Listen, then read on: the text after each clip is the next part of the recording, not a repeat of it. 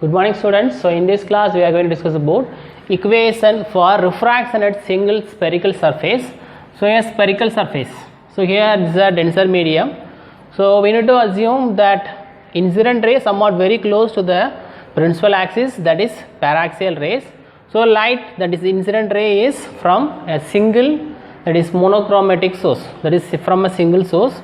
Then so the light from a point object O, so incident at the point N. So we draw a perpendicular at the point of incidence. It's somewhat very close to the point P, or it's somewhat very close to the principal axis. So the incident ray is a paraxial ray. Then so we draw a normal, it's meet at a point C, so that PC is a radius of curvature. Then the line OC cuts the point P and C, so that is P is a point, it's a midpoint of the spherical surface. So the light moves from rarer medium to denser medium. So here air as a medium is a spherical surface.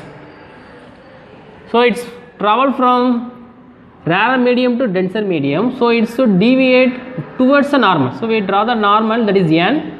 So the deviated ray towards the normal and meet at a point I, so where the image I is formed. So here the point object, that image is formed at the point I. So it's PC is a radius of curvature, so PI is a image distance, then PO is the object distance. So object distance, image distance, radius of curvature, refractive index N1, N2. So we are going to derive a relation to relate UV N1, N2, then the radius of curvature R. So using the Snell's law, the product form, so N1 sin I equal to N2 sin R. So here the angle I is calculated using a normal N, then the same, that is angle of refraction and angle of incidence. So sin I and sin R. So here angle of incidence and refraction are very small, it's very small. So that sign is neglected, so say N1 sin I equal to, here N1 sin I equal to N1I, then N2 sin R equal to N2R. So because the angle is very small, then so NOP is angle alpha, then NO, that is NCP is beta, NIC is gamma. So I am taking the tan, so tan alpha, tan beta, tan gamma, so it's opposite by adjacent. So tan alpha, so this is the angle, so opposite by adjacent, so it's PN by PO. So this is a point PN by PO. Then tan beta, so opposite by adjacent, same. So tan beta opposite by adjacent, so it's PN by PC.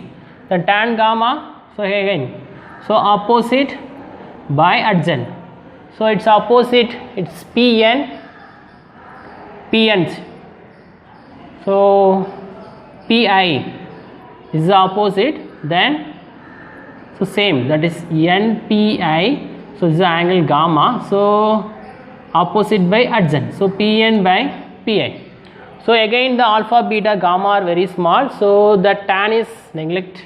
So alpha equal to PN by PO, beta equal to BN by PC, gamma equal to BN by PA. So again in triangle ONC, so triangle ONC, so ON and C. So this is the angle, so I draw here. So the angle I is equal to alpha plus beta using the triangle law. So I is equal to alpha plus beta. So the next in triangle INC, so here INC, so again the same, the beta equal to gamma plus R plus gamma. So just rearrange, so R is equal to beta minus gamma.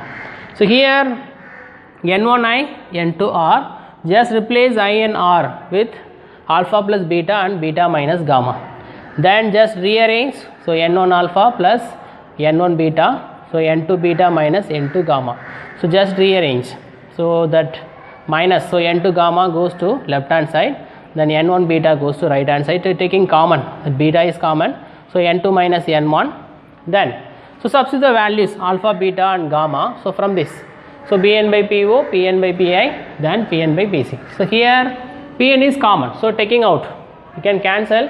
So N1 PO, that is N1 by PO plus N2 by Pi equal to N2 minus n1 by pc. Here the pn just multiply by 1 by pn on both sides, that all pn will be cancelled.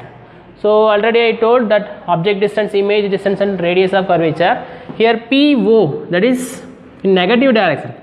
So just see, this is origin O.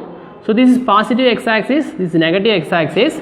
So the negative x-axis should be represented negative. So PO equal to minus U. Then PI equal to plus V. Then PC equal to plus R. That is the radius of curvature. So just substitute. So minus U plus V then R.